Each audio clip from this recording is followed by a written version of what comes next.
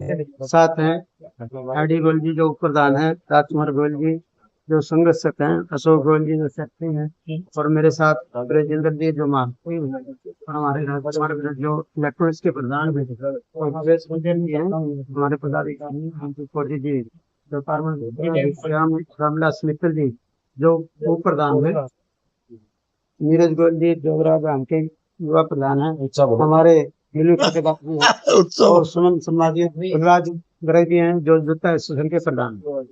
तो मैं सबसे पहले तो हमारे बीच में प्रधान जी आए हैं, उनका हार्दिक अभिनंदन करता हूँ, और आपके सामने रूबरू होंगे और आपके सामने अपनी बात रखेंगे। प्रधान धन्यवाद। सभी हमारे सभी पत्रकार साथियों का और हमारी जो टीम बैठी है व्यापार मंडल की, साथ में हमारे बैस समाज के जिला और शहर के प्रधान अशोक जी और वही साथ बैठे हैं, सभी का महावीर जी का सभी का धन्यवाद। भाई आज बड़ी समस्या के अंदर व्यापारी गुजर रहा है। हकीकत की बात यह है, हम तो आपके सामने लगातार बोलते आ रहे हैं, और हर फ्रंट के अंदर व्यापारी हो, उद्योगपति हो या आम जनता हो, चाहे किसान हो, हर वर्ग की बात व्यापार मंडल ने उठाई है, अपनी टीम ने उठाई, और उसमें आपका बड़ा भारी योगदान रहा है। तो उसके लिए मैं आपका धन्यवाद करता हूं कि आपने हमेशा हर प्लेटफॉर्म के ऊपर व्यापार मंडल का, हमारी टीम का जो हरियाणा लेवल तक आप लोगों ने शो किया, उसके लिए मैं आभारी हूं। आज सरकार की गलत नीतियों के कारण व्यापार व उद्योग लगातार पिछड़ते जा रहे, नए नए टैक्स लगाकर और टैक्सों में बढ़ोतरी करके जनता पर आर्थिक बोझ डालने का काम किया। मैं आंकड़े सहित बताना चाहता हूं, जहां पहले कपड़े पर चीनी, दूध, दही, लस्सी पर टैक्स नहीं था, आप लोगों ने भी खरीदना है, उस पर भी टैक्स है। जो आम उपयोग में जनरल गुड्स आइटम जो थी, जिस पर 5% वेट होता था, आज उस पर 28% वेट है। 28% जीएसटी, सॉरी, फिर 30% इनकम टैक्स, उसके बाद licence fees, excise duty. Excise duty भी पेट्रोल डीजल पे 600% से ज्यादा सरकार ने 600% किस्ती कहते हैं, और वेट का पेट्रोल डीजल दुगुना कर दिया। अगर आप पूरा आंकड़ा टोटल करोगे, 70% से ज्यादा टैक्स 100 रुपए के सामान के ऊपर आपको भरना पड़ता है, आम जनता को भरना पड़ रहा है, और जनता पर बहुत भारी आर्थिक बोझ इस सरकार ने डालने का काम किया। और यहां तक कि जब मोदी साहब कहते थे मैं 2 करोड़ युवाओं को आए साल नौकरी दूंगा, 10 साल हो गए, 2014 में कहा था, 10 साल का टोटल कर ले 20 करोड़ हो गए भाई। 20 करोड़ के बजाय नौकरी छीनने का काम किया, और लगातार हरियाणा के अंदर बेरोजगारी बढ़ी है। और बेरोजगारी बढ़ने के कारण सबसे मुख्य बात क्या है, युवा पीढ़ी लगातार नशे के दलदल में धंसता जा रहा है। जब युवा पीढ़ी पे काम नहीं होगा, वो नशे की तरफ चला गया। नशे के साथ साथ उनका एंट्री क्राइम में हो गई। अपराधियों के साथ तालमेल होने से खाली आदमी खाने रोटी ना हो, मोटरसाइकिल में डालन में तेल ना हो, आजकल अपने मोबाइल चल रहे, बालक पर मोबाइल ना हो, तो आजकल हर एक आदमी साधन चाहता है। जब स्कूल कॉलेज में पढ़ने जावे, कोई आदमी पर साधन ना हो, दूसरा डेस्क के ऊपर जिसके पास मोबाइल भी है, गाड़ी भी है, घोड़ा है, तो बच्चों की हीन भावना आजकल आ जाती। और नशे के कारण आज अपराध बढ़ रहा है हरियाणा के अंदर। और सरकार ना तो अपराध पर अंकुश लगाने में कामयाब हुई।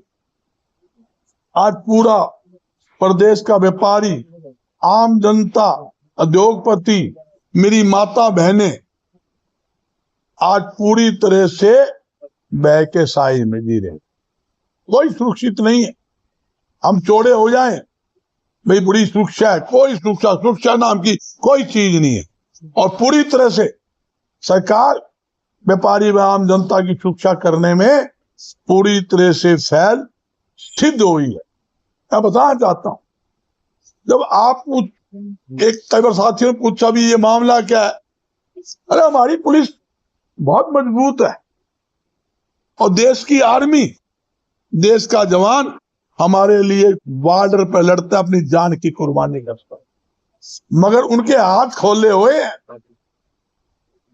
मिलिट्री वालों के, जवानों के हाथ खुले हैं भाई। सीमा पर कोई एंट्री करे तो पूछने की जरूरत नहीं, ठा ठू ठा जो करना है पटाखे बजा दो। और पुलिस ने नू कहा भाई अपराधियों होती पकड़ो, अपराधी सामने से तो फायरिंग करे, पुलिस सत्ता का माथा पर गोली मारा, छाती मारे, उस पर ऑर्डर नहीं, क्या करेगा? वह बिना प्रीत नहीं। आपको ध्यान होगा थाने के अंदर 3 की लटकी होती, आन मिलो सजना, पहले कहते थे, उस पर लिखा था आन मिलो सजना। जो बदमाश करता कपड़े उतार के उसके आन मिलो सजना लगाया करते। नाम 3 थे, सुधार किसके नाम रखे हुए थे, आजकल वो थाने में नहीं पावे। मतलब इतना काम तो कर सके सरकार भाई, जैसे को तैसा, जैसी करनी वैसी भरनी। अगले बदमाश पटाखा बजावे, पुलिस का हाथ खोल दो भाई, तारे हाथ खुले है, मौका देख के तुम भी चीरा लगा दो। जब चीरे लग जाएंगे कहां बदमाश रहेंगे? आपके सामने बंसल मारा गेंद के अंदर, सफेदों में ठेकेदार शराब का अग्रवाल 2-3 वहां मारे, नरमाना के अंदर मारे, उचाना में तो दूर की बात नहीं, मैं यहाँ की बात कर रहा हूँ। और सफेदों में और पिल्लो खेड़ा के अंदर दावे के साथ कहता हूँ, बड़े बड़े जो व्यापारी सारे पलायन कर गए, बड़े बड़े घराने यहां से छोड़कर और स्टेटों में चले गए, दिल्ली में चले गए। मैं पूछता हूँ लाला जी क्या बात, सफेद बोले भाई जान प्यारी है, जब जान ही नहीं है तो धन्ना चाटांगे। सबसे पहले है सुरक्षा, सरकार सुरक्षा करने में विफल सिद्ध हो।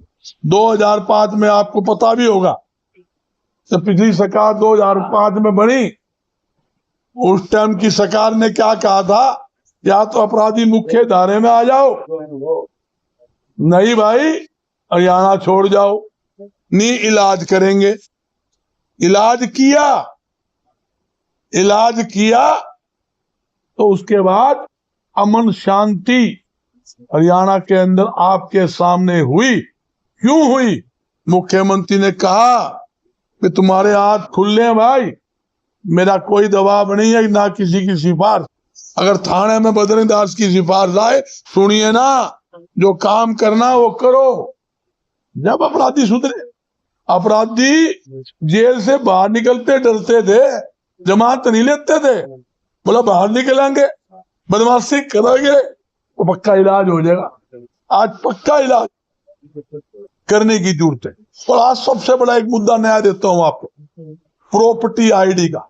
2 साल हो गए, 18 करोड़ 11 लाख रुपए का जयपुर की एक कंपनी को ठेका दिया गया, जो सरकार का रिश्तेदार, सरकार का चेता था, उसको ठेका दिया गया।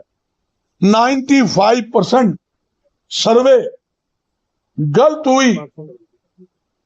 रामलाल का मकान श्यामलाल के नाम चढ़ा दिया, 1 मंजिली को 3 मंजिली दिखा दिया, जिसकी 100 गज की थी 500 गज की दिखा दी। मतलब चक्कर काट रहे हैं नगर निगम में ठीक कराने के लिए, ठीक होने के लिए पैसे और देने पड़ते हैं। और अचंभे की बात है, निगम हाउस के अंदर एक प्रस्ताव पास हुआ, सोनीपत में भी, हिसार में भी सारी सर्वे गलत हुई है, इसकी पेमेंट रोकी जाए, इसके खिलाफ कार्रवाई की जाए। कार्रवाई करना दूर की बात, 18 करोड़ 11 लाख का टेंडर था, 57 करोड़ से ज्यादा उस कंपनी को पेमेंट दे दी। जब शोर हुआ, पहले तो खट्टर साहब कहते थे मुख्यमंत्री जी नहीं, सही सर्वे है। निकाय मंत्री भी नाचा था, नहीं जी बहुत बढ़िया बहुत बढ़िया। जब शोर हुआ, आंकड़े आए, सामने विधानसभा में मुद्दा उठा, तो जब मुख्यमंत्री बदले तो सैनी साहब ने कहा कमियां हैं, हम इसे दूर करेंगे। कमियां दूर करने की बात नहीं है, उस कंपनी के खिलाफ FIR दर्ज होनी चाहिए और जो भुगतान किया उसकी रिकवरी ब्याज सहित सरकार को करनी चाहिए, ताकि जनता की नेक की कमाई वो वापिस आए। और 2 साल से जो लोग धक्के खा रहे हैं, क्या है प्रॉपर्टी आईडी, परिवार पहचान पत्र, पोर्टल किसान से पूछ लो, आड़ती से पूछ लो, पोर्टल चलता नहीं, अनाज खरीद होती नहीं। 500 क्विंटल अगर कोई आदमी सरसों मंडी में लिया हुआ है तो पोर्टल क्या कहेगा, आपकी 30 क्विंटल सिर्फ एंट्री हुई है, 470 क्विंटल कुप्पा कहां लेकर जाएगा, या मंडी के बाहर फेंकेगा या खेत में फेंकेगा। जो 5650 MSP थी वो 4000 से लेकर 48 तक 100 तक सरसों मंडियों में किसान की रूली है। और ये आंकड़े की नहीं, सारे अखबारों ने छापे हैं, रोज हमारे बयान आते थे। अरे क्या बात, ऐसा जुल्म क्यों? ये पोर्टल नहीं होना चाहिए, प्रॉपर्टी आईडी भी खत्म होनी चाहिए, परिवार पहचान पत्र भी खत्म होनी चाहिए। जो किसान पहले ऑफलाइन पर माल बेचता था, मंडी में आता था, आते ही 2 घंटे के अंदर माल बेच के जेब में पैसे लेके नाचता जाता था, कूदता आता था। वो परंपरा बढ़िया है। एक भी किसान नू कह दे हमने पोर्टल की मांग करी है, एक किसान नू कह दे हमने ऑनलाइन की मांग की है, किसी ने मांग नहीं, आड़ती की मांग नहीं, पलेदारों की मांग नहीं। 350 करोड़ रुपए आज भी आड़तियों का गेहूं परचेज हुई है अप्रैल के अंदर, उसका कमीशन आज तक बाकी। कहां गया पोर्टल? वो पोर्टल नहीं बोलता आड़तियों को पैसे देने हैं, वो पोर्टल नहीं बोलता पलेदारों की मजदूरी देनी है। कहां गया पोर्टल? अरे नंबरदार जो पलेदार जो बैठे मजदूर है, ताजा कमाना ताजा खाना, शाम को 500-700 रुपए कमाते, कौन देगा पैसे? मगर हमारे आड़ती और किसान और मजदूर का चोली दामन का साथ है। हमेशा आड़तियों ने किसान को भी कोऑपरेट किया, किसान ने आड़तियों को कोऑपरेट किया, और आड़ती पलेदारों को कोऑपरेट करता है। भाई कोई बात नहीं, आप अपने पैसे ले लो, जब आप आएंगे हम ले लेंगे। तो ये जुल्म इस सरकार में हो रहा है। और हमने जैसे 2005 से लेकर 2014 तक, मैं दावे के साथ कहता हूं, कोई बात पूछ लेना, हमने 1 रुपए का नया टैक्स हरियाणा में नहीं लगने, 138 वस्तुओं पर टैक्स कम करवाए और हटाए। माकड़े दे सकता हूं, लवाइयों पर भट्टी टैक्स, यहाँ तक कि दालों पर, खलों पर, दुनिया भर के टैक्स, सब्जी व फल के ऊपर मार्केट थी वो भी हटाने का काम किया। दुनिया भर की आइटमों पर टैक्स कम करवाया, हटाए। ये सरकार ने तो लगाए। एक आइटम बता दे भाई मुख्यमंत्री जी, कहीं बुला ले, किसी प्लेटफार्म में मुख्यमंत्री भी डालो भाई, तुम मीडिया वाले इंचार्ज 2 सवाल पूछ लेना, बजरंगदास का रखा हुआ था भाई, 1 रुपए की भी छूट दियो तो मैं गुनहगार, मैं सामने बैठा तैयार। और हम जाते हैं, नए कितने टैक्स लगाए, आपको मैंने गिना भी दिए, 5,28 कर दिया, ये कपड़ा चीनी दूध पर लगा दिया। इसी निकम्मी सरकार ने सब्जी फल पर भी मार्केट फीस नहीं थी, वो भी मार्केट फीस लगा के गरीबों का मुंह का निवाला छीनने का काम किया है। और एक बात और कहता हूं, हमने जैसे पहले व्यापारियों हित के अंदर निर्णय करवाए, हमने 11 अगस्त को राज्य स्तरीय व्यापारी प्रतिनिधि सम्मेलन पानीपत के अंदर बुलाया, और जिसके सभी ट्रेड के हमारे प्रतिनिधि, स्टेट लेवल के जिला हमारे प्रधान, ब्लॉक प्रधान, शहरी प्रधान और हर ट्रेड के जो हमारे प्रतिनिधि उसके अंदर भाग लेंगे। जो व्यापारियों की समस्या होगी उस समस्याओं का रखकर, भाई मैं सच्ची बात कह दूं, इस सरकार से तो माना उम्मीद को नहीं। अगली जो सरकार आवेगी उसके सबसे पहले तो हम उसमें डलवाएंगे, घोषणा पत्र में डालो भाई। और घोषणा पत्र के बाद मैं दावे के साथ कहता हूं, ये पोर्टल पहली कलम से खत्म करवाएंगे, प्रॉपर्टी आईडी खत्म करवाएंगे, परिवार पहचान पत्र खत्म करवाएंगे, सब्जी और फल के ऊपर जो मार्केट फीस है वो खत्म कराएंगे, आड़ती का जो 2.5% दामी है, जो गेहूं पर काटी, धान पे काटी, वो पूरी दामी आपके बीच में कह के जाता हूं, पूरी दामी दुआने का काम करेंगे। और जो समस्या है वो समस्या समाधान करवाने की हमारी कोशिश होगी। 11 तारीख को हमने, इसलिए भाई चुनाव सर पे है, महीने बाद फिर डिक्लेयर हो जाएगा, ना तो कम हम बोल सकेंगे ना हमारी कोई सुनेगा, फिर तो कम पक्का हो जाएंगे। तो भाई 11 अगस्त को प्रोग्राम रखा है, ऐतिहासिक कार्यक्रम होगा और पूरे पानीपत के अंदर आर्य कॉलेज के अंदर रखा है। और बहुत बढ़िया, आप लोगों का भी स्वागत है, आप लोगों को अभी निमंत्रण है, आप लोग भी आए और उसमें सम्मेलन के सहभागी योगी बने, ये कहना है। अच्छा, कौन सी सरकार की बात कर रहे हैं? कौन सी सरकार आएगी? कौन से पत्र के अंदर आपको ये मांग रहे? देखो सुनो, ये तो बड़ा अच्छा सवाल आपने कर लिया। ये मैं कहना कौन चाहूं था, आपने मेरे मुंह से पूछना है। आप सर्वे करवा लो मेरे से ज्यादा, ये मेरा परिवार बैठा है, मैं मीडिया वाले कम मानता हूं, मैं मेरा परिवार मानता हूं। इस परिवार ने जब 40 साल मेरे दुख सुख में साथ दिया, वे 7 मुख्यमंत्री बदले गए, बजरंग दास तो वहीं बैठा है, आप लोगों के आशीर्वाद से बैठा। मेरे से ज्यादा आपको पता है, आप किसी गांव में चले जाओ, किसी किसान से पूछ लो और नू कह दे ताऊ के हाल है, बीड़ी निकालेगा, माचिस की जरूरत कौन सी बिड़ा दियो, अपने आप बीड़ी चस जाएगी। ये तो हालात किसान के।